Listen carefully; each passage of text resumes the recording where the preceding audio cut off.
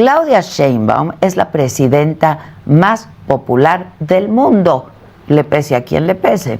La historia, por supuesto, comenzó con López Obrador, que se supo vender como el líder de México y como el líder que a México le faltaba para cambiar el régimen político con su carisma, con esta irreverencia muy peculiar del expresidente López Obrador, con los recorridos que hizo durante años por todo el país, con sus marchas, sus mítines en el Zócalo.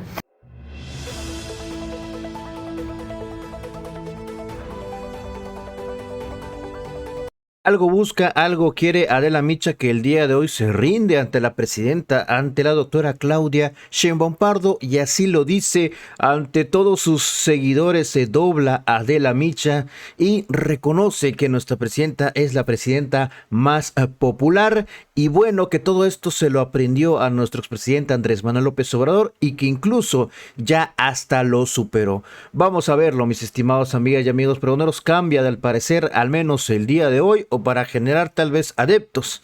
La periodista Adela Micha, que le ha tirado con todo a la presidenta y a la 4T y a nuestro presidente Andrés Manuel López Obrador sobre todos estos temas de Cuauhtémoc Blanco y su desafuero, y también recientemente sobre el rancho Izaguirre en Teuchtitlán, en Jalisco. Vamos a verlo, mis estimados amigas y amigos pregoneros. Pues sí, la receta del éxito la inventó López Obrador, pero la presidenta Claudia Sheinbaum la ha mejorado. Sabe cómo dirigirse a la gente, sabe cómo darle gusto a sus votantes, porque hoy por hoy Claudia Sheinbaum es la presidenta más popular del mundo, le pese a quien le pese.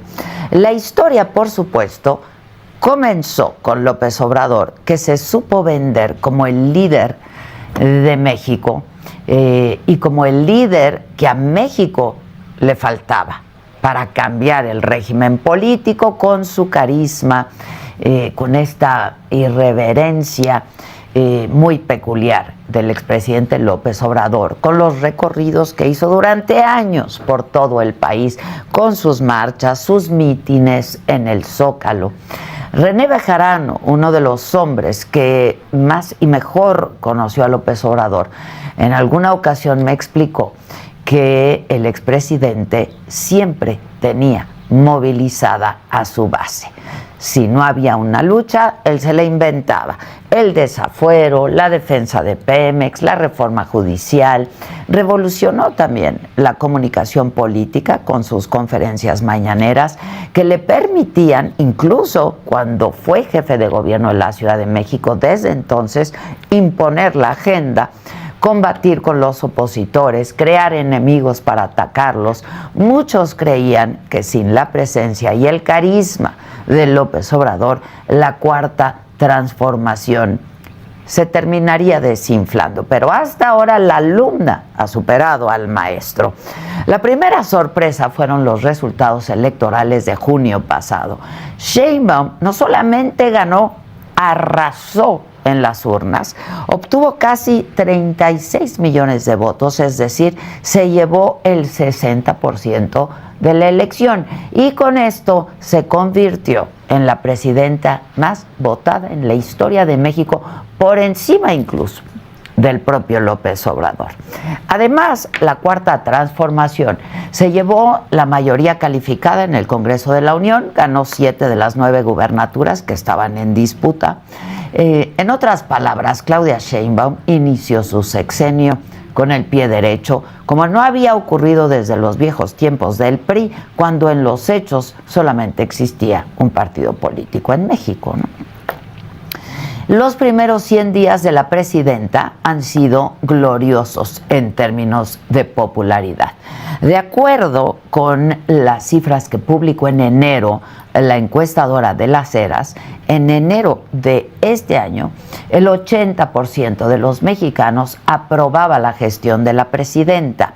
Se le tenía confianza a la presidenta e incluso el 60% de los encuestados opinaba que el país estaba mejor que cuando había entrado al poder. A principios de este mes, una encuesta del Financiero le daba a la presidenta el 85% de aprobación. Son muchas las causas que pueden explicar o ayudarnos a explicar este fenómeno, porque lo es. Primero, que la presidenta mantuvo y amplió muchos de los programas sociales del sexenio pasado, que sin duda le dan un ingreso a los sectores más vulnerables, como las mujeres, los adultos mayores, muchos de los cuales son la base de la 4T. A diferencia de López Obrador, que prefería la lealtad por encima de la capacidad, la presidenta se ha rodeado, en términos generales, de un gabinete competente de hombres y mujeres con experiencia. El perfil académico, científico de la presidenta le ganó también el apoyo de algunos intelectuales, sobre todo de la clase media, con la que Andrés Manuel tenía, pues de alguna forma, una guerra declarada. Y aunque mantuvo las mañaneras para controlar la narrativa del país, tiene un estilo distinto, menos agresivo y confrontativo.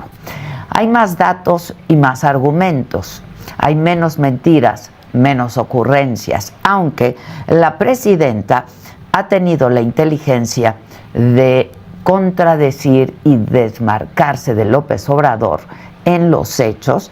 Se ha distanciado de muchas de sus políticas, no en el discurso, pero en los hechos sí, de algunas de sus políticas. La más importante, sin duda, fue la designación de Omar García Harfuch como secretario de Seguridad.